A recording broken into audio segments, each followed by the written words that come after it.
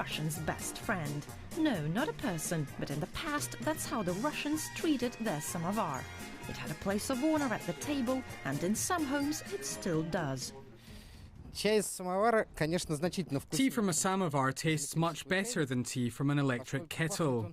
It smells of smoke, fresh wood and pine cones. Literally a self-boiler, a samovar has traditionally been used to heat water for tea. And that's how it's done, the old way. Water from the well,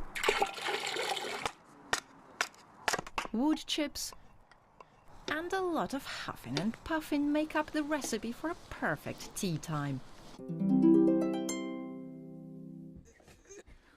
Oh, God, you're so heavy. A teapot filled with brew, or zavarka in Russian, goes on top to stay warm. You then dilute the brew with hot water for just your cup of tea. When we want to cool the tea down, we add cold water into the cup, which frankly ruins the taste. But in the past, people would pour their tea into a saucer. We hardly ever do it now, but next to a samovar with all this smell, it seems perfectly natural. That's how Russian merchants did it.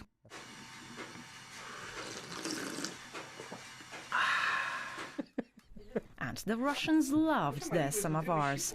More than just a water-boiling device, it was a symbol of home, bringing friends and family together. A small samovar like this, meant for just one person, was even dubbed selfish. Tea time was very much a social thing. If relatives or friends weren't speaking to each other for some reason, they'd meet for tea to make up and use their samovar as a mediator. They'd actually talk to it, asking to pass on their messages. Dear Samovar, please tell my cameraman to stop sulking because we're almost done and he'll be going home soon. Huh.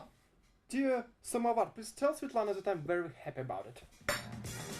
The first Russian samovar was made in the 18th century, and soon the country couldn't be imagined without it. Samovar competitions became all the rage. The biggest ones usually won. Many samovars perished during World War II, melted into bullets by order of Stalin, but a lot of them survived. And if they're lucky, they can even get a new life here. In his workshop, Valery collects old samovars and restores them to their former glory. A brand new looking samovar will set you back some $2,000. But for him, it's more than just business. Each samovar has a story to tell, a story not just of someone who used it 100 years ago, but a story of someone who had it made.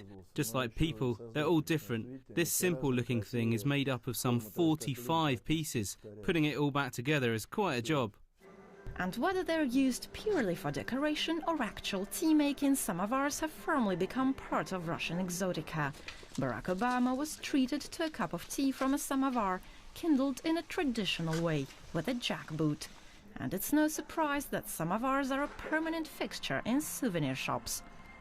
It will be in different shape, like this, bigger, like a bigger shape or smaller shape, and it will be painted in different style, like we have a different traditional colors. A Russian writer once said that while in Europe it's hard to imagine a home without a fireplace, in Russia it's without a samovar. Not every Russian home now has one, but you can hardly find a taste more Russian than a cup of tea brewed in a samovar.